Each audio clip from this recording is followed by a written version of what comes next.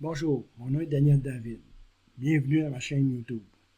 Dans la vidéo précédente, on a vu des réglages de base tels que le cadrage et la tonalité.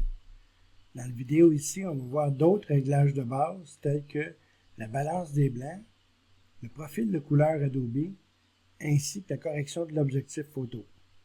Commençons maintenant. La première chose que je fais, c'est que je réduis tous les onglets dans Lightroom afin de faciliter la navigation. Commençons par la balance des blancs. La balance des blancs se situe dans les réglages de base, juste ici. Tel quel, c'est la façon dont la photo a été prise initialement.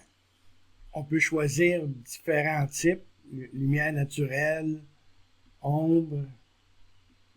On choisit celui qui est le plus proche de la photo qu'on a prise initialement. Dans mon cas, je vais le laisser à tel quel parce que la balance des blancs était correcte lors de la prise de photo. On peut aussi utiliser le petit pinceau ici, puis choisir une couleur sur la photo. La façon de le faire, c'est de choisir une couleur qui est gris neutre, de cliquer dessus, ça va ajuster automatiquement la balance des blancs.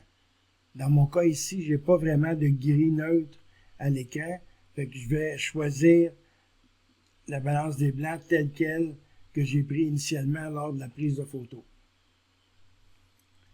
Pour ce qui est du profil de couleur Adobe, par défaut, lorsqu'on importe les photos dans Adobe, c'est Adobe Couleur qui est sélectionné. C'est la valeur par défaut.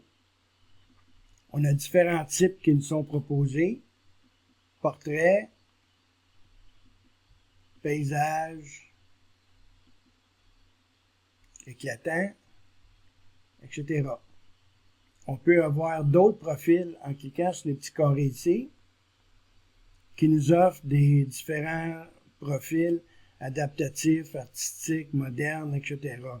Pour en choisir quelques-uns ici, là, on a moderne, on a différents noir et blanc, on a différents types.